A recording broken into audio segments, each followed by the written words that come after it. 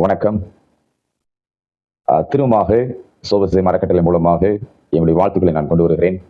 தொடர்ந்து வீடியோக்கள் நாம் இது சம்பந்தமாக பதிவிட்டுக் கொண்டிருக்கிறோம். டெட் டீச்சர்ஸ் சைக்காலஜி குறித்து.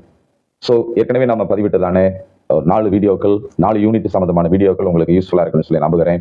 அதெல்லாம் நீங்கள் பார்த்துட்டீங்களா? அதனுடைய ஃபீட்பேக்ஸை நாங்கள் பார்த்துட்டு இருக்கிறோம். ஓகே, தொடர்ந்து நாம் இன்றைக்கு 5வது யூனிட் பார்க்க போகிறோம். Today we are going to learn about the 5th unit. The title is learning. அதாவது கற்றுக்கொள்ளுதல். Learning. Already I remembered and quoted a proverb like this. A learner is always a leader. A leader is always a learner. ஒரு தலைவர் என்பவர் எப்பொழுதும் கற்றுக்கொண்டே இருக்க வேண்டும். Sometimes we step in the L board and after that we can step in the leaders board. Okay, what is learning? Learning is the process of acquiring new understanding, knowledge, behaviors, skills, values, attitudes, and preferences. Are you following me? Once again, I'm telling for you. A new understanding about the knowledge, behaviors, skills, values, attitudes, and preferences. கற்றல் என்பது புதிய புரிதல், அறிவு, நடத்தைகள், திறன்கள், மதிப்புகள், அணுகுமுறைகள் மற்றும் விருப்பங்களை பெறுவதற்கான ஒரு செயல்முறையாக இருக்கிறது. நிறைய பேருக்கு இந்த டெஃபினேஷன் புதிதாக இருக்கும். ஒருவேளை நீங்கள் வகுப்பெடுக்கிற ஒரு ஆசிரியராக இருக்கிற என்றால் அருமையான ஒரு டெஃபினேஷன் அது. அதை நீங்கள் தெரிந்து கொள்ள வைத்திருக்கலாம். கற்றுக்கொள்வது என்பது ஒரு புதிய புரிதல். It is a new understanding, a new knowledge, and also after getting a knowledge it will lead into the new behavior, and also you can install and you can know new skills in your profession, and also it will be a valuation for you. உங்களுக்கு நல்ல மதிப்பை கொண்டு வந்து கொடுக்கும்.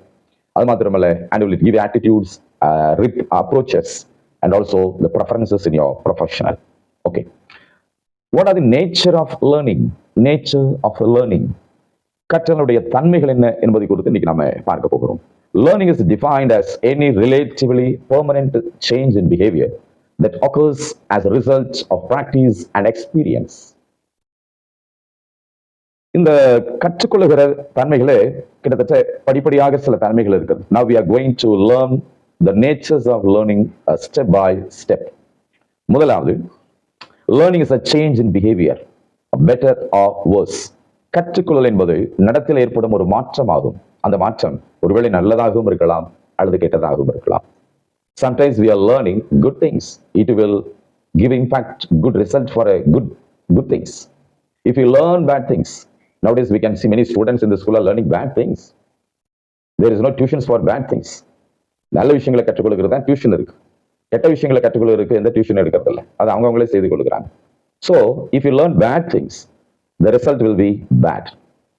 This is the first definition. The second one, it is a change that takes place through practice or experience, but changes due to growth or maturation or not learning. இது பயிற்சி அல்லது அனுபவத்தின் மூலமாக நிகழும் ஒரு மாற்றமாகும். ஆனால் வளர்ச்சி அல்லது முதிர்ச்சியால் ஏற்படும் மாற்றங்கள் கற்றல் என்று சொல்ல இயலாது. அதாவது குறிப்பிட்ட ஸ்டேஜ் வரைக்கும் நம்ம கற்றுக்கொண்டே இருக்கலாம். ஃப்ரம் த புக்ஸ் எப்படிலாம் கற்றுக்கொள்ளலாம்? From the books, from the society, from the teachers, from the network, Google informations. There are many ways, many channels for learning. After that, if you are getting to the aged stage, old age, வயது முதிரும் பொழுது, இந்த முதிர்ந்த பருவத்தில் சில வேளை கற்றுக்கொள்வதற்கு ஏற்றதான வாழ்க்கை பாடங்கள் அவரிடத்துல காணப்படும். அந்த முதிர்ச்சியில் ஏற்படும் மாற்றங்கள் அவங்க கற்றுக்கொண்டதுன்னா practical lessons they learned from the life. After learning some practical experiences, the aged or senior citizens will teach you. அதுதான் experience is the best teacher என்று நாம் சொல்ல கேட்டிருக்கிறோம். Okay, the next step is this change in behavior must be relatively permanent and it must last a fairly long time. அதாவது இந்த நடத்தை மாற்றம் ஒப்பீட்டளவில் நிரந்தரமாக இருக்க வேண்டும், மேலும் அது நீண்ட காலமும் நீடித்திருக்க வேண்டும். Sometimes we will do that in a short time, in a temporary base, not motivating or longing for a long time. நீண்ட நாட்களுக்காக எதையும் சிலர் படிக்கிறது கிடையாது. அந்த நேரத்துல அவசரத்துல ஏதாவது செய்யணும். அதுவும் சில வேலை நகைச்சுவையாக சொல்ல வேண்டும் என்றால் பரீட்சை வரும்போது தான் புக் எடுப்பாங்க சிலர். அந்த பரீட்சை டைம் டேபிள் எல்லாம் கொடுத்த பிறகு அந்த நேரத்துல தான் புக்கை தேடுவாங்க. எங்க இருக்குது அந்த புக்கை காணமே அப்படின்ட்டு தேடுறதுக்கு ஒரு நாள் எடுத்துக்குவாங்க. அந்த பரீட்சைக்குன்னே படிக்கிறது வாழ்க்கையில யூஸ்ஃபுல்லா இருக்காது. ஒரு டைம் டேபிள் கொடுத்துட்டாங்கன்னு சொன்னால் அது ஒரு ஷெட்யூல் நம்மளே போட்டுக்கணும். We should have a self planner. சிஸ்டமேட்டிக்கா நம்ம படிக்கிறதுக்கு நம்மளே தேர்ந்தெடுத்துக்கொள்ளணும். அப்ப அந்த எக்ஸாம் வரதுக்குள்ள நம்ம என்ன செய்யலாம், சிஸ்டமேட்டிக்கா நம்முடைய டைம் டேபிள் போட்டோம்னா அதுபடி நம்ம படித்துட்டு நல்ல ரிவிஷன் பண்ணிட்டு நல்ல ப்ரிப்பேரா அந்த இடத்துக்கு போறதுக்கு ரொம்ப நல்லா இருக்கும். Okay, the next title is the individual difference in learning. அதாவது கற்றலுடைய தனிப்பட்ட வேறுபாடுகள், கற்றுக்கொள்ளுதலுடைய தனிப்பட்ட வேறுபாடுகள். It is an individual difference. எப்படி 5 விரல்கள் நம்முடைய கையில இருந்தாலும் every finger has an individual difference. Every individual finger will give you a good message. ஆனா ஒரு கைக்குள்ள தான் இருக்கு. அது போல every person have a unique personality, unique knowledge, individual personality. அப்படி இருக்கும் பொழுது தனிப்பட்ட முறையில் ஒவ்வொருத்தரும் பார்க்கும்போது வேறுபாடுகள் அதிகமாக இருக்கும். அது கேட்பதற்கு ரொம்ப நல்லா இருக்கும். Okay, what are the types of individual differences? இந்த முதல் டிஃபரன்ஸ் பார்க்கும்பொழுது பிசிக்கல் டிஃபரன்சஸ். பிசிக்கல் டிஃபரன்சஸ் அதாவது உடல் வேறுபாடுகள். Shortness or tallness of stature, darkness or fairness of complexion, fatness, thinness or weakness or various physical individual differences. உங்களுக்கு புரிந்திருக்கும் நம்புகிறேன். இல்லைனாலும் தமிழில் சொல்லிவிடவும் நான் விரும்புகிறேன். இந்த லேர்னர்ஸ் உடைய பிசிக்கல் ஸ்டேட்டஸ் பார்க்கும் பொழுது சிலர் குட்டையாக இருப்பார்கள், உயரத்துல மிகவும் குட்டையாக இருப்பது. சில பேர் உயரமாக இருப்பாங்க. சிலருடைய நிறங்கள் வேறுபடும். ஒருத்தர் கருப்பா இருப்பாங்க, ஒருத்தர் சகப்பா வெண்மையாக இருப்பார்கள். பாடியுடைய ஸ்ட்ரக்சர்ல சில நல்ல உடல் பருமன் இருப்பார்கள், ஒரு சில மெலிந்து போயிருப்பார்கள், ஒரு சில பாக்குறதுக்கே ரொம்ப லீனா இருப்பாங்க. படிச்சு பேஷண்ட் மாதிரி ஆயிடுவாங்க. பி ஃபார் படிப்பு, பி ஃபார் பேஷண்ட் மாதிரி படிச்சு ரொம்ப வீக் ஆகிடுவாங்க. ஒவ்வொரு வீக்கும் படிச்சு ரொம்ப வீக் ஆகிடுவாங்க. அந்த மாதிரி நான் பார்த்துருக்கேன். அவங்களுடைய புத்தகத்தை கூட தூக்க முடியாத அளவுக்கு ரொம்ப வீக்கா இருப்பாங்க. இந்த பிள்ளைகள்லாம் பார்த்தீங்கன்னா ஸ்கூல் ஏரியாவில் அவங்க தூக்கிட்டு போற புக்ஸை சுமக்கிறதுக்கே பிள்ளைகள் 3 வேளைக்கு 4 வேளை சாப்பிடும். அது போக சாயங்காலத்தில் ஸ்நாக்ஸ் வேற கொடுக்கும். அவன் புத்தகத்தை தூக்குறதுக்கே அவனுக்கு பலன் வேணும். அது போல சில லேர்னர்ஸ் நிறைய படிச்சு எவ்வளவு பெரிய புத்தகங்களை தூக்க முடியாத அளவுக்கு வீக்கா இருப்பாங்க. Okay, so these are the physical differences of learning stages. Individual difference சொல்லலாம். அதுல ஃபர்ஸ்ட் நம்ம பார்த்தது physical difference. The second one is difference in intelligence. நுண்ணறிவில் உள்ள வேறுபாடுகள். இப்ப அவங்களுடைய ஆளை பார்த்து தோற்றத்தை பார்த்து இடம் கொடுக்கறதில்ல. அவங்களுடைய சில வேளை நுண்ணறிவு மிகவும் ஸ்ட்ராங்கா இருக்கும். ஒருவேளை ஒருத்தர் ஃபேட்டா இருப்பார் என்றால் நுண்ணறிவுல ரொம்ப வீக்கா இருப்பார். ஆனா லீனா இருக்கிற ஒருத்தர் நுண்ணறிவுல ரொம்ப ஸ்ட்ராங்கா இருப்பார். மோர் நாலேஜ், நிறைய விஷயங்களை அவர் கற்றுக்கொள்ள முடியும். அப்படி இருக்கும் பொழுது it shows the difference in the intelligence area. Okay, there are differences in intelligence level among different individuals. We can classify the individuals from supernormal, above 120 IQ. IQங்கிறது உங்களுக்கு நன்றாக தெரியும். IQ அளவிடும் பொழுது above 120 இருப்பார்கள். அதே சமயத்துல to idiots also. Idiotன்னு யாரை சொல்லுவாங்க? From 0 to 50 IQ. அவங்களுடைய சிந்தனை திறன் 0 to 50 தான் இருக்கும் IQ. அவங்களை idiotsன்னு சொல்லுகிறார்கள். பொதுவாகவே நம்ம டீச்சர்ஸ் என்ன செய்வோம், ஸ்கூல்ல மாணவர்களை பார்த்து திட்ட சில வேர்ட்ஸ் இருக்குது, இடியட், ஸ்டூபிட்னு சொல்லி. ஆனா இன்னைக்கு இருக்கிற சூழ்நிலைகளை நம்ம அப்படி வார்த்தைகள் பயன்படுத்தாம இருக்கிறது நல்லது. ஆனா நாம படித்த அந்த நாட்களிலே நம்முடைய ஆசிரியர்கள் அப்படித்தான் நம்மளை திட்டினது உண்டு. ஏன்டா உனக்கு அறிவு இல்லையா அப்படிம்பாங்க, இல்ல அறிவு கட்டவன் அப்படின்னு சொல்லுவார்கள். ஸோ ஒரு மாணவனை ஆசிரியர் கடிந்து கொள்வதற்கு, அவனை கண்டிப்பதற்கு சில வேர்ட்ஸ் அன்னைக்கெல்லாம் யூஸ் பண்ணாங்க. அதனாலதான் இந்த ஐக்கியூ பொறுத்து தான் அவங்க அது நல்ல பேர். ஒருவேளை அவன் 120 ஐக்கியூல இருந்துட்டு ஃபர்ஸ்ட் ரேங்க் எடுக்கலாம், அல்லது 50 ஐக்கியூக்குள்ள இருக்க நல்ல லாஸ்ட் ரேங்க் எடுக்கலாம். இதுதான் அந்த இன்டெலிஜென்ஸ் உடைய வேறுபாடு. நான் சொல்லுகிறது இப்போ உடல் அளவில் இருக்கிற வேறுபாடு அல்ல, difference in the intelligence area. Okay, the third one is difference in attitudes. அதாவது மனப்பான்மையில வேறுபாடுகள், அவனுடைய செயல்பாடுகளில் இருக்கிற வேறுபாடுகள். Individuals differ their attitudes towards different people, objects, institutions and authority. வெவ்வேறு மக்கள், பொருட்கள், நிறுவனங்கள் மற்றும் அதிகாரம் குறித்த அணுகுமுறைகளில் தனிநபர்கள் வேறுபடுவார்கள். அதாவது அவங்களுடைய மனப்பான்மைகள் இருக்கிற வேறுபாடு பாருங்களேன். அவங்களுடைய வெவ்வேறு மக்களிடத்துல பேசுகிறதுல வேறுபடுவார்கள். சில பொருட்களை கையாளுவதில் வேறுபாடு இருக்கும். சில நிறுவனங்கள்ல இல்ல பள்ளிக்கூடத்துல போய் வேலை செய்யும் பொழுது வேறுபாடுகள் இருக்கும். அவங்களுடைய அணுகுமுறை, தி approach will be differ. Okay, next I'm going to tell about the fourth point about the differences in their achievements. அச்சீவ்மெண்ட்ஸ்னால் ஆங்கிலத்தில் அச்சீவ்மெண்ட்ஸ், தமிழ சாதனைகள் என்ற தமிழ சாகசங்கள். அவருடைய சாதனைகளில் அல்லது சாகசங்களில் சில வேறுபாடுகள் இருக்கலாம். 10 பேர் ஒரு ரன்னிங் ரேஸ்ல போறாங்கன்னா எல்லாரும் ஃபர்ஸ்ட் ரேங்க் வாங்குறது கிடையாது, எல்லாரும் அவார்டு வாங்குறது இல்லை, எல்லாரும் மெடல் வாங்குறது இல்லை. So that competition shows a hero. That competition identifies the achiever. சாதனையாளர்கள் அந்த போட்டி நமக்கு அடையாளம் காட்டுகிறது. ஸோ அந்த சாதனைகள வேறுபாடுகள் நம்ம பார்க்கலாமே. It has been found through achievement tests. The individual difference in their achievement abilities. These differences are very much visible in reading, writing, and in learning mathematics. Can you understand me? Are you following me? நான் சொல்றதெல்லாம் கவனித்துக் கொண்டிருக்கிறீர்களா? Let us learn this point in Tamil. In ஆங்கிலம் புரியாதவர்களுக்கு தமிழ்ல அப்பொழுது சொல்லும்போது உங்களுக்கு அது பயன் இருக்கும் என்று சொல்லி நான் நம்புகிறேன். ஓகே, சாதனை தேர்வுகள் மூலமாக தனிநபர்கள் தங்களுடைய சாதனை திறன்களை வேறுபடுகிறார்கள் என்பது கண்டறியப்பட்டுள்ளது. அதாவது வாசிப்புல வேறுபாடு இருக்கும். வாசிப்பதில் அவர்கள் நல்ல சாதனை படைச்சிருப்பாங்க. அடுத்தது எழுதுறதுல ஹேண்ட் ரைட்டிங். இந்த வாசிக்க ரீடிங் அண்ட் ரைட்டிங் மிகப்பெரிய ஒரு பிராக்டிஸ் இருக்குதுல. அது நம்முடைய வகுப்பறையில பிள்ளைகள் வரும்பொழுது அவங்களுக்கு இந்த 2 எக்ஸசைஸ் கண்டிப்பா கொடுத்தாங்க. அதாவது ரீடிங் பிழை இல்லாம ப்ரொனன்சியேஷனோட, ஃபோனிட்டிக்ஸ் பேக்ஸோட, அந்த உச்சரிப்பு அழகா இருக்கணும். ரீடிங்ல ஏற்றம் இறக்கம் இருந்து அவங்க வாசிக்கும் பொழுது கேட்கிறவங்களுக்கு இனிமையாக இருக்கணும். உதாரணத்துக்கு டிவியில செய்தி வாசிக்கிற ஒரு செய்தியாளரை பாருங்களேன், அவர் எப்படி வாசிக்கிறார். அவர் அந்த நிறுத்தி நிதானமாய் ஏற்ற இறக்கத்தோடு அந்த உணர்வோடு வாசிக்கும் பொழுது அதை கேட்கிறவர்களுக்கு அந்த செய்தி அப்படியே மனதில் பதியும். So that is a reading ability and the writing ability. So வாசிக்கிறதுல கொஞ்சம் குறைபாடா இருந்தாலும் எழுதுகிறதுல கையெழுத்து ரொம்ப மணிமணியா எழுதுவாங்க, ரொம்ப முத்து எழுதுவாங்க, டைப்படிக்கிற மாதிரியே இருக்கும். ஸோ அவங்களெல்லாம் தேர்ந்தெடுத்து நம்ம என்ன செய்வோம், ஒரு அவார்டு கொடுப்போம். அப்படி இருக்கும் பொழுது வாசிக்கிறது, எழுதுறது மற்றும் கணிதம் கற்றுக்கொள்கிறது கூட, மேத்தமேட்டிக்ஸ் நல்ல கணிதம் படிக்கிறவங்கள, மேக்ஸ்ல கிளவரா இருக்கிறவங்கள மேத்தமேட்டிஷியன் என்று சொல்லுவார்கள். அதே மாதிரி ஆங்கிலத்துல சில ஆட்கள் நல்ல கிராமர் ரொம்ப நல்லா பேசுவாங்க, நம்ம டீச் பண்ணுவாங்க. ரொம்ப நல்லா இலக்கணவாதியா இருக்கிறவங்கள கிராமரியன்ங்கிற வேர்டு யூஸ் பண்ணுவோம். So according to their ability in their own level they are achieving something, everything but not nothing. இந்த வேறுபாடுகளை நம்ம இந்த இடத்துல தெளிவா பார்க்க முடியும். Okay, the next is difference in motor ability. Motor திறனில் உள்ள வேறுபாடுகள். There are differences in motor ability. These differences are visible at different ages. Some people can perform mechanical tasks easily, while others, even though they are at the same level, feel much difficult in performing the task. Motor திறனில் உள்ள வேறுபாடுகள் என்னென்றால், இந்த வேறுபாடுகள் வெவ்வேறு வயதினரிடத்திலே காணப்படும். அதாவது நம்ம ஒரு 2 வீலர் வச்சிருக்கிறோம், 4 வீலர் வச்சிருக்கிறோம், அந்த மெக்கானிக்கை எடுத்துட்டு போனோம்னா அதுல ரொம்ப சிறப்பா இருக்கிறவர்கள் இருப்பார்கள், வல்லுநர்கள் என்று சொல்லலாம், தி எக்ஸ்பர்ட்ஸ் இன் தி ஃபீல்ட்.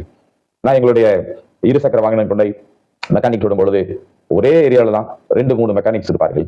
அது ஒருத்தர் விட்டோம்னா நல்லா இருக்கிற வண்டி பழுதாகிடும், நல்லா பார்க்கலன்னு குறைபாடு வரும், நமக்கு திருப்தி இருக்காது, கஸ்டமரை திருப்தி பண்ண மாட்டாங்க. ஆனா அதே சமயத்துல அந்த இருசக்கர வாகனத்தை நன்றாக பார்த்து சர்வீஸ் பண்ணி நம்ம கையில கொடுக்கும் பொழுது அவர்கள் முழு வேலை நன்றாக முடித்திருப்பார்கள், அது கஸ்டமர்களுக்கு திருப்தியா இருக்கும். So we can find the different types of mechanics. அதே மட்டத்தில் இருந்தாலும் இந்த பணிகளை செய்ததில் மிகவும் சிரமப்படுகிறார்கள். சில சிரமப்படுறாங்க, அதே லைன்ல தான் மெக்கானிக் கடையா வச்சிருப்பாங்க, ஆனா எந்த கஸ்டமர் வரல, எந்த ஆர்டரும் வரதில்லை, அவங்க கஷ்டப்படுகிறார்கள். அது போலதான் எந்த ஃபீல்டில் ஆகட்டும், in any field, in teaching field, mechanism field, or in the medical field, or in engineering field, in any field, the experts are needed. The experts, வல்லுநர்கள் தேவைப்படுகிறார்கள். அதுல இந்த மோட்டார் திறனில் ரொம்ப வித்தியாசமாக அவர்கள் வேறுபட்டிருப்பார்கள். Okay, the sixth point is differences on account of sex. பாலினம் சார்ந்த ஒரு வேறுபாடுகள்.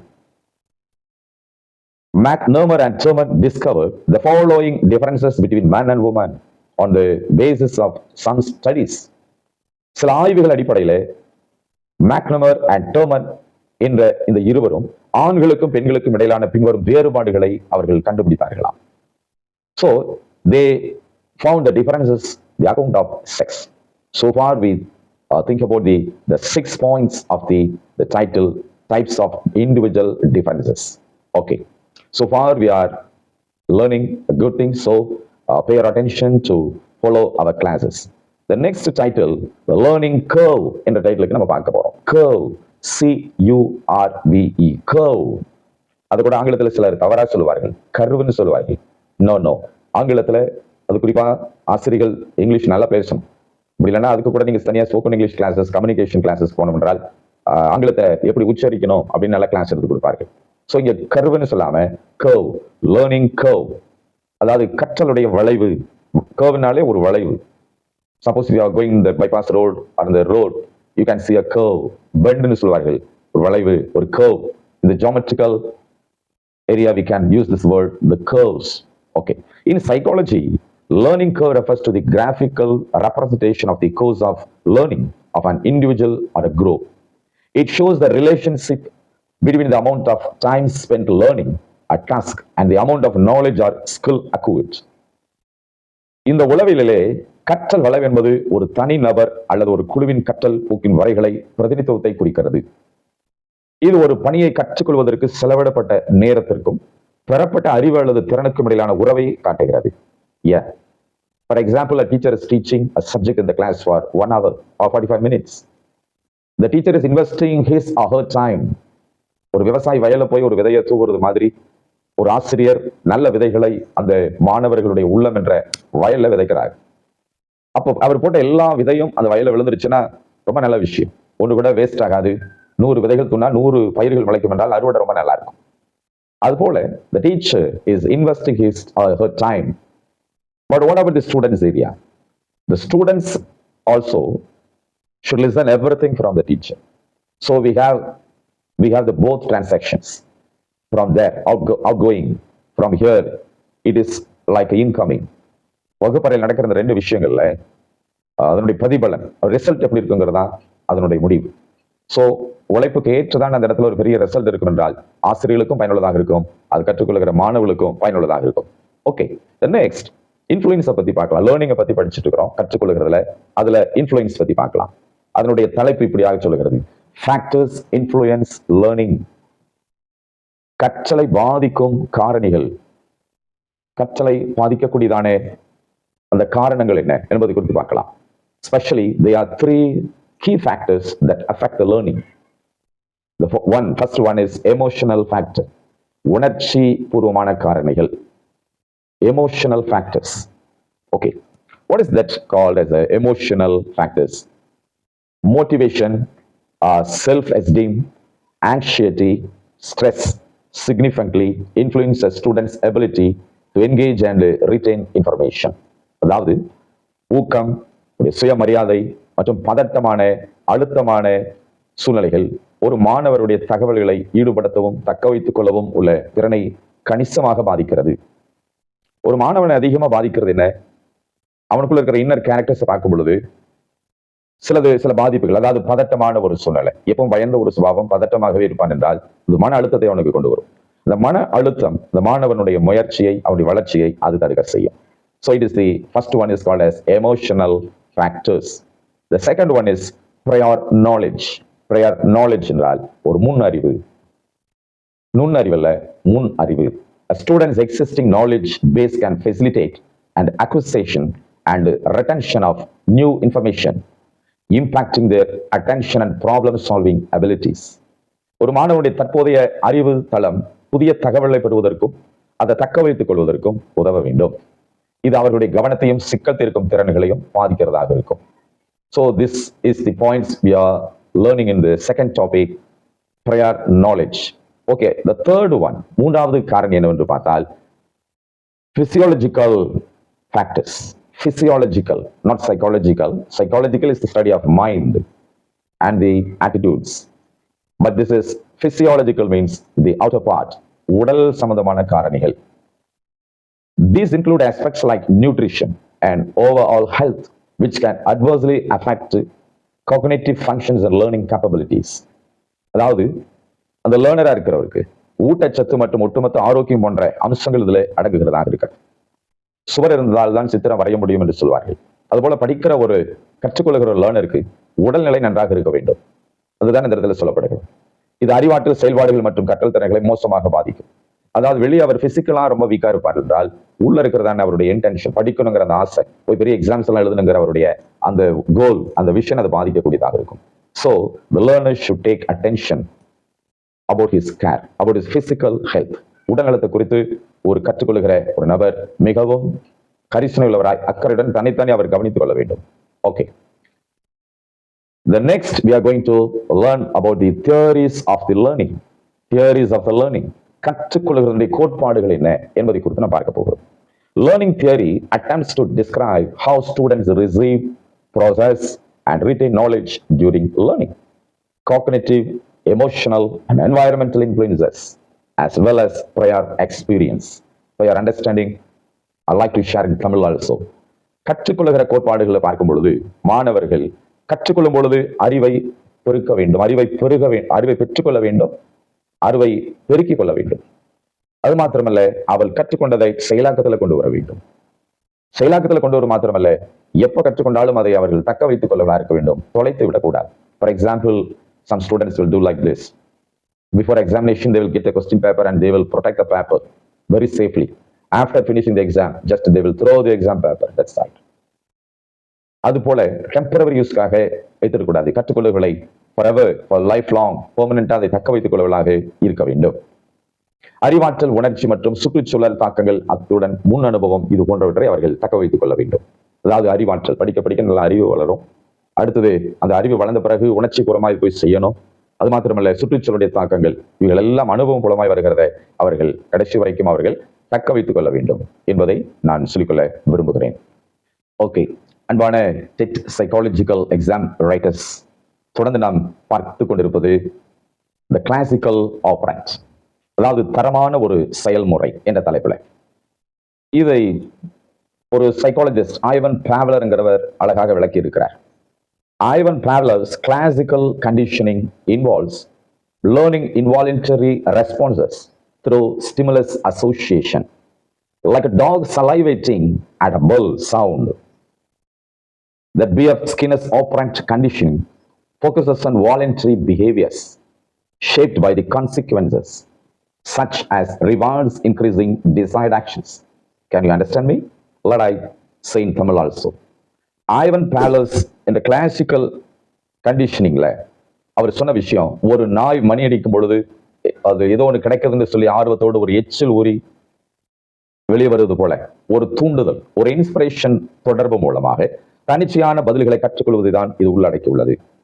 B.F. ஸ்கேனர்ஸ் செயல்பாடு கண்டிஷனிங் என்ற அவருடைய அந்த கோட்பாட்டிலே விரும்பிய செயல்களை அதிகரிக்கும் வெகுமதிகள் போன்ற விளைவுகளால் வடிவமைக்கப்பட்ட தன்னார்வ நடத்தைகளில் கவனம் செலுத்துகிறது என்று விளக்கம் தருகிறார். Here with I just explain in a simple method, by seeing a thing you should have an intention or inspiration in your heart. What is intention and inspiration? Yeah, like a deer. If a deer in the forest is thirsty for water, what will the deer do? It will run, jump and run where the water is stagnantly staying, in a pond or in a lake. ஒரு மான் தண்ணி தாகம் எடுத்தால் எப்படி ஒரு நீரோடையை அல்லது ஒரு குட்டையை தூரமாய் பார்க்கும் பொழுது அந்த தண்ணீரை நோக்கி எப்படி வேகமாய் ஆவலாய் தீராதாசையோடு போகிறது போல. If you find out any new thing, just an intention or inspiration should happen in your inner heart. அதுதான் இந்த இடத்துல சொல்லப்படுகிறது. Okay. Next we are going to learn about the Thorndike trial and error. Please see the board. Thorndike trial and error என்ற தலைப்பை நம்ம பார்க்க போகிறோம். இதெல்லாம் நீங்க தேர்வு எழுதும் பொழுது மிக முக்கியமாக வருகிறதான டாபிக்ஸ். அதனால கவனத்தில் கொள்ளும்படி அன்பாய் நான் கேட்டுக்கொள்கிறேன். According to Thorndike, learning takes place by trial and error. Some people call it learning by selection of a successful variant. Accordingly, when no ready made a solution of a problem is available to the learner, he adopts the method of trial and error. அதாவது அந்த தோண்டைக்கு என்ன சொல்ல வர்றார் என்றால், trial and error. ட்ரையல்னா ஒரு சோதனை, உங்களுக்கு ஒரு சோதனை ஓட்டம். ட்ரையல் பார்க்கணும்னு சொல்லுவாங்க இல்லையா? ஒரு திரைப்படம் திரையரங்கு வரும் என்றால் ட்ரெய்லர் காண்பிக்கப்படுகிறது என்று சொல்லுவாங்க. இல்ல ஒரு வண்டி ஓட்டி பார்க்கணும், 4-வீலர்னு சொன்னா ஒரு ட்ரையலுக்கு, ஒரு ரிகல்சலுக்கு அதை ஓட்டி பாருங்கன்னு சொல்லுவார்கள். ஸோ இந்த ட்ரையல், ரிகல்சல், சோதனை ஓட்டங்கள், இது சம்பந்தமான ஒரு வேர்டு தான். அது மாத்திரமல்ல, அதில் பிழைகள் காணப்படலாம். அந்த பிழைகளையும் சரி செய்யக்கூடியதான ஒரு பக்குவம் இருக்க வேண்டும் என்பதுதான் தோண்டைக் ட்ரையல் அண்ட் எரர் என்ற கோட்பாடு நமக்கு சொல்லிக் கொடுக்கிறது. ஓகே, அதை மறுபடியும் தமிழில் சொல்ல போகிறேன். இந்த தோண்டைக் அவருடைய கூற்றுப்படி கற்றல் அல்லது கற்றுக்கொள்ளும் பொழுது ஏற்படுகிற சோதனைகள், அதன் மூலமாக வர்ற பிழைகள் மூலம் சிலர் இதை வெற்றிகரமான மாறுபாட்டாய் தேர்ந்தெடுத்துக் கொள்கிறார்கள். தவறு செய்கிற மூலமாக நிறைய கற்றுக்கொள்வார்கள்.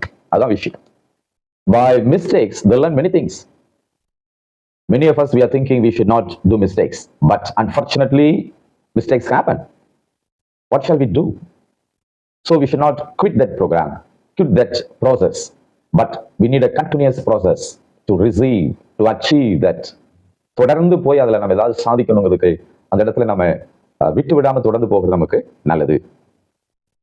அதன்படி ஒரு பிரச்சனைக்கு ஆயத்தமான ஒரு தீர்வு எதுவும் கற்பவருக்கு கிடைக்காத பொழுது அவர் சோதனை மற்றும் பிழை முறையாக பின்பற்றி வருகிறார். இதுதான் அவருடைய, அதாவது தோண்டைக்குரியதான ஒரு எக்ஸ்பிளனேஷன். சிலர் அந்த சோதனை ஓட்டத்திலே ஃபெயில் ஆயிட்டாங்க, என்ட்ரன்ஸ் எக்ஸாம் எழுத போய் அதிலே ஃபெயில் ஆயிட்டாங்க. ஸோ இனிமேல் நம்ம பரீட்சை எழுதக்கூடாதுங்கிற ஒரு முடிவுக்கு வந்துடுவாங்க. அதனால that is not a good decision. அந்த ஏற்படுகிற தோல்விகள், அதுல வர பிழைகளை கற்றுக்கொண்டு சரி செய்து அடுத்து நம்ம வராம பார்த்துக்கணும், தொடர்ந்து முன்னேறி செல்கிறது தான் தோண்டைக்குரியதான concept. Okay, the next one, Corliss learning by insight.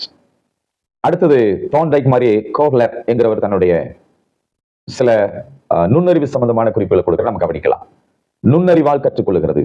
அதான் நமக்கு இருக்கிற அந்த டெக்னாலஜிஸ், அந்த நுண்ணறிவு இன்டெலிஜென்ஸ் பவர் மூலமா சிலதை நம்ம கற்றுக்கொள்ளலாம் என்று அவர் விளக்கம் கொடுக்கிறேன். What is the Kohler's learning of insight theory? Kohler's learning by insight theory is related to the cognitive type of a theory of learning. It was developed by the Gestalt psychologist. Yes, his name is a Gestalt. He's a psychologist. His theory is also known as Gestalt theory of insightful learning. See, many psychologists related to this subject. Actually, we are learning the subject psychology, so we should know about the familiar and the eminent psychologist's name. That is one type of a knowledge. You should gain knowledge to know about the psychologists.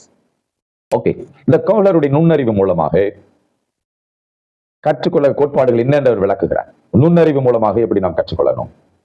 கோஹ்லர்ஸ் நுண்ணறிவு மூலம் கற்றல் கோட்பாட்டினுடைய அறிவாற்றல் இந்த வகையுடன் தொடர்புள்ளதாக இருக்கிறது. இது ஒரு Gestalt உதவியாளரால் உருவாக்கப்பட்டது. அவர் ஒரு சைக்காலஜிஸ்ட் தான். இந்த கோட்பாடு கெஸ்டால்ட் நுண்ணறிவு மற்றும் கற்றல் கோட்பாடு என்று அழைக்கப்படுகிறது. ஓகே, ஒரு 4-5 வரி அடங்குறதான ஒரு பேராகிராஃப் கொடுத்தா நம்ம லேர்ன் பண்ணிட்டு இருக்கிறோம். இந்த வீடியோவுடைய கடைசியில இந்த கேள்விகள் கேட்கும்போது நிச்சயமாக நீங்க பதில் சொல்லுவீங்க என்று சொல்லி நான் நம்புகிறேன். Okay, the next title is the transformer of learning. Transformer of learning, அதாவது கற்றல் அனுபவத்தினுடைய பரிமாற்றங்கள். Transfer. In the latest days, recent days, we learned the word transfer, the money transfer, பணம் பரிமாற்றம், mind transfer, மனம் மாற்றம், transfer, கற்றல் பரிமாற்றம். What is that கற்றல் பரிமாற்றம் in English? Transfer of learning occurs when individuals apply what they have learned in one situation to new situation. This process is essential for effective learning, as it demonstrates that knowledge is not only acquired but can also be utilized in practical sceneries. அதாவது தனி நபர்கள் ஒரு சூழ்நிலையில கற்றுக்கொண்டதை புதிய சூழ்நிலைகள் அல்லது அந்த சூழலுக்கு ஏற்றபடி அதை பயன்படுத்த வேண்டும். இங்கே ஒரு சின்ன விஷயத்தை அவர் கற்றுக்கொண்டிருக்கிறார்கள். அதை கற்றுக்கொண்ட விஷயத்தை ஒரு பெரிய லெவலுக்கு அதை அவங்க எடுத்து யூஸ் பண்ணலாம். அது அனுபவத்தின் மூலமாய் வருகிறதா இருக்கிறது. என்றால் இந்த அறிவு பெறப்படுவது மட்டுமல்ல, அது நடைமுறை சூழ்நிலைக்கு நம்ம அதை யூட்டிலைஸ் பண்ணும்போது, இம்ப்ளிமெண்ட் பொழுது அது ரொம்ப யூஸ்ஃபுல்லா இருக்கும். பிராக்டிகல் லைஃப்ல நம்ம அப்படித்தானே செய்யறோம். ஒரு சின்ன ஒரு பொருள் இருந்தா கூட நம்ம அது ஒரு பெரிய விஷயத்துக்கு நம்ம அதை யூஸ் பண்ணிக்கிறோம். ஃபார் எக்ஸாம்பிள், நம்ம வீட்டில் இருக்கிற பவர் சப்ளைஸ் எல்லாம் பாருங்களேன். கம்பம் எல்லாம் போஸ்ட்லாம் ரொம்ப பெருசா இருக்கும், டிரான்ஸ்ஃபார்மர் ரொம்ப பெருசா இருக்கும். வீட்டுக்குள்ள கரண்ட் கனெக்ஷன் கொடுத்த பிறகு வீட்டில் இருக்கிற எல்லா பொருட்களும் பெருசா இருக்கும். Fridge is a big tool. All the electronic machines are very big tools, very big machines. But இந்த எல்லாத்துக்கும் அடிப்படையா இருக்கிறது நம்ம வீட்டில் இருக்கிறதான அந்த மெயின் சுவிட்ச் பாக்ஸ்ல இருக்கிறதான ஃபியூஸ், ஒரு சின்ன ஒயர் தான். அது ஒரு சின்ன ஃபியூஸ் போயிருச்சு அப்படின்னா ஃபுல்லா கன்ஃபியூஸ் தான் வரும்னு நினைக்கிறேன். ஸோ அந்த ஃபியூஸ் போயிருச்சுனாலே எல்லாமே போச்சு. அப்படி இருக்கும் பொழுது ஒரு சின்ன விஷயம் தான் சில வேலை நமக்கு மிகப்பெரிய ஒரு விஷயத்தை சாதிக்கிறதா காணப்படும். ஓகே, ஸோ இந்த என்னுடைய டெஃபினேஷன் பிரகாரம் நம்ம என்ன செய்யறோம்? இதை நம்ம கற்றுக்கொண்டோம். கற்றல் பரிமாற்றங்கள், கற்றுக்கொண்ட விஷயத்த அந்த சின்ன எக்ஸ்பீரியன்ஸ் எடுத்து நாம மற்றவங்களுக்கு கொடுத்து பரிமாறுகிறோம். நீங்களே அதை நீங்க இம்ப்ளிமெண்ட் பண்ணலாம். அப்படி இல்லைன்னா பிறரோடு சேர்ந்த அந்த காரியத்தை அதனுடைய ஃபார்முலாவை ஷேர் பண்ணி மற்றவங்களுக்கு அது யூஸ்ஃபுல்லா இருக்கலாம். Nowadays we are seeing the WhatsApp, what is the WhatsApp updates? What is the YouTube updatings? Actually, they're sharing their experience. The teacher is, even a teacher, found a new formula. She is sharing the experience. Suppose a teacher is awarded by the governor or by the prime minister or by the chief minister. If you ask or interview the teacher, what will the teacher reply? She will reply about the small things. I had achieved the small things. அந்த சாதனையாளர் ஆக இருக்கிற ஆசிரியரை பற்றி கேட்கும்பொழுது அவங்க சொல்லுவாங்க, இந்த விஷயத்தெல்லாம் சாதித்தேன் அப்படின்னு சொல்லுவாங்க. So the small things are always greater things. சின்ன விஷயம் சொல்லி விட்டுறக்கூடாது. Suppose we are teaching for the small children also. For 10th standard we will teach the students very interestingly. But for the UKG class, if we go by seeing the small kids, just we will get tension and we will get off from that college or from the school. But the small kid is very important. அதுபோல சின்ன விஷயங்கள் தான் என்பதை the transfer of learning இந்த டாபிக்ல நம்ம பார்க்கிறோம். Okay, the levels of learning, கற்றுக்கொள்ளுடைய நிலைகள், the levels of learning என்பதை குறித்து நம்ம இப்ப பார்க்கலாமே. The knowledge, recalling facts and basic concepts, அதாவது அடிப்படையான விஷயங்கள், அந்த நிலைகள் என்ன, கற்றுக்கொள்ளுகிற நிலைகளோட அடிப்படை விஷயங்கள் என்பதை குறித்து நம்ம பார்க்கலாமே. The first one is knowledge, அதாவது அறிவு. Recalling facts and basic concepts. அறிவு என்ற தலைப்பில் பார்க்கும் பொழுது உண்மைகளையும் அடிப்படை கருத்துகளையும் நினைவு கூறுதல். ஏன் நினைவு கூறுதல்? we should recall. கற்றுக்கொள்ளுகிற நிலைகளை ஃபர்ஸ்ட் ரீகால், மறு அழைப்பு. கற்றுக்கொள்ளுகிறத திரும்ப ரிவைஸ் பண்ணுகிறோம். இந்த இங்கிலீஷ் கிராமர்ல படிச்சீங்கன்னா ரீன்னு ஆரம்பிக்கிற வேர்ட்ஸ் எல்லாம் திரும்ப திரும்ப வரும். Return, turn, return, revise, recollect, regenerate. So இந்த மாதிரி வேர்ட்ஸ் எல்லாம் திரும்ப திரும்ப செய்கிறது என்று அர்த்தம். So the first one, the first knowledge, கற்றுடைய நிலைகளை ஒன்று முதலாவது knowledge. How the knowledge will come? Just you should recall the learned lessons. The second one, comprehension. What is comprehension in English? What is the definition for comprehension? Understanding and interpreting information. அதாவது புரிதல். comprehension means புரிதல், தகவல்களை புரிந்து கொள்வதும் விளக்குவதும்.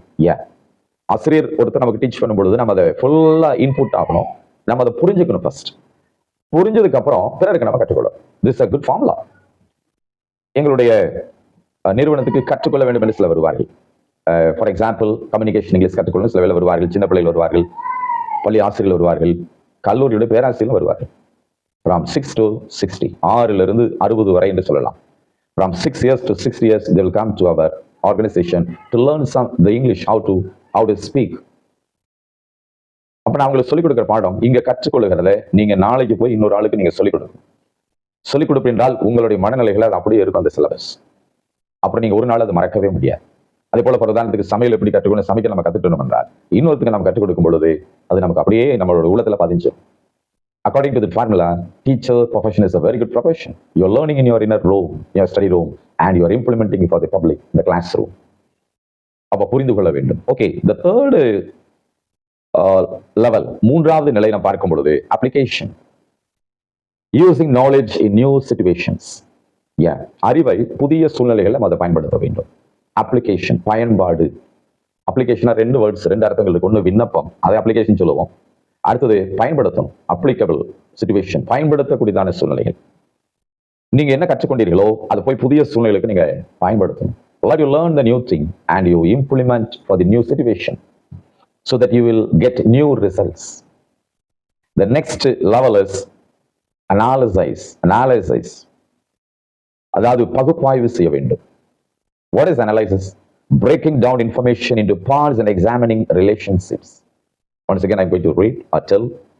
Breaking down information into parts and examining relationships. தகவல்களை பகுதிகளாய் பிரித்து உறவுகளை ஆராய்தல். ஒரு அனாலிசிஸ் பண்ணாதான் நல்லா இருக்கும். Okay. The next level is synthesis.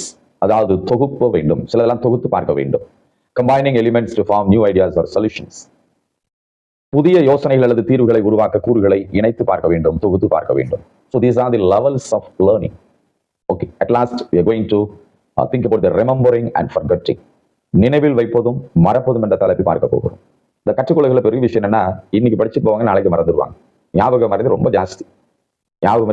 சில வேலை நண்பர்கள் நம்ம சில கேட்போம், ஞாபக மறதிக்காரர்களை பார்ப்போம்.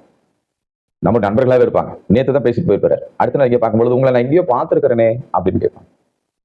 சில வீட்டுல சாவி வச்சுட்டு எந்த இடத்துல வச்சுன்னு தெரியாது. சில இடத்துல ஸ்கூலுக்கு எந்த ஸ்கூலுக்கு போறேன்னே தெரியாது. ஞாபக மறதியில வேற ஸ்கூல்ல போய் டீச் பண்ணிட்டு இருக்காரு. ஸோ ஞாபக மறதி ஒரு மனுஷனுக்கு வந்துருச்சுன்னா ரொம்ப கஷ்டம். சமுதாயத்தில் நம்ம ஒரு கோமாளி மாதிரி ஆகிடுவோம். ஸோ இந்த அந்த ஃபர்கெட்டிங் பத்தி இன்னைக்கு படிக்க போறோம். ஞாபக மறதி பத்தி, அன்ஃபர்கெட்டபிள், மறக்க முடியாத அளவுக்கு இருக்கணும்.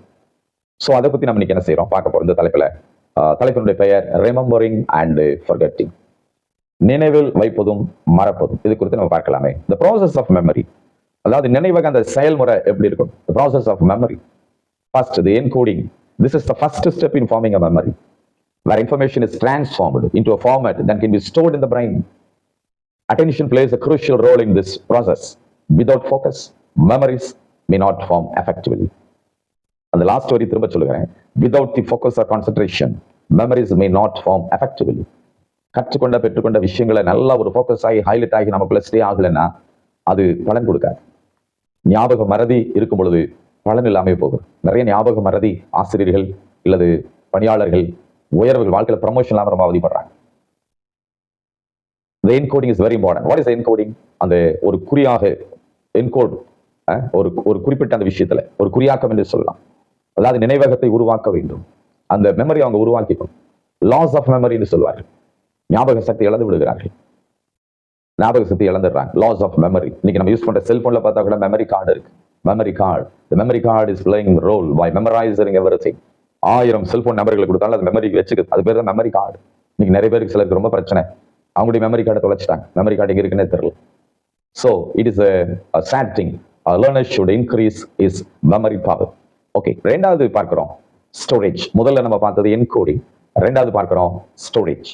அதாவது சேமிப்பு வைக்க வேண்டும். ஸ்டோரேஜ், ஸ்டோர் ஹவுஸ்னா சேமிச்சு வைக்கிற ஒரு கிடங்கு.